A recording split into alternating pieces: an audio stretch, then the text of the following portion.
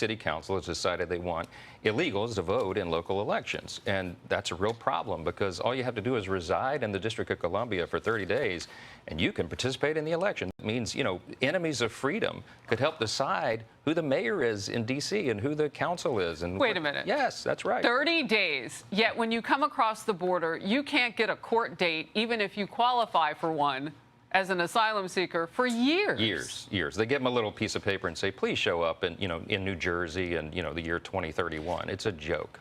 Would this change anything in this country if suddenly non-citizens like that could vote? Absolutely. If the numbers are accurate, let's just take the DHS numbers, Department of Homeland Security. If there's 10 million illegals in the country, let's just say 1 out of 100 decide to sign up to vote. You can change the outcome of a presidential election, congressional races for certain. It's a real serious problem. A couple of things. So you're starting in Washington, D.C., but there are other states where there are municipalities, California, Maryland, Vermont, where you can vote in local elections. It's my understanding that there's a federal law that non-citizens cannot vote at the federal level. What is your concern? Because that's been some of the pushback on your bill. This is a huge problem. We're going to handle the D.C. issue because Congress has jurisdiction over that. But we also have jurisdiction over federal elections across the country.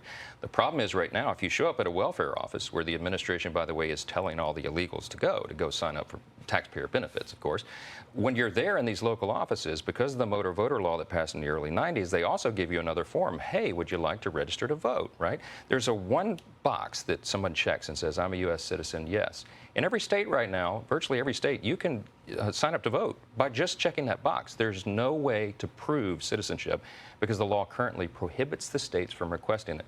We have the SAVE Act we'll be introducing right after the Memorial Day holiday. We'll get that passed, and that will solve that problem on the federal election basis. We've got to do that. We have an absolute responsibility. All right, before I let you go, again, a big day in Washington, particularly for you, Speaker. 4 of your top aides announced within the 24-hour period of each other that they are leaving your office. They're quitting.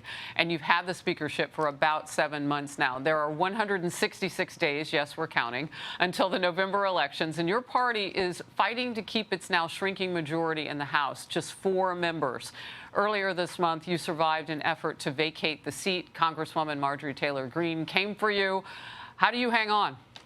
We hang out. We do the job every single day. We have the smallest margin in U.S. history. Newt Gingrich posted an op-ed 2 weeks ago, said Johnson has the toughest speakership since the Civil War 160 years ago.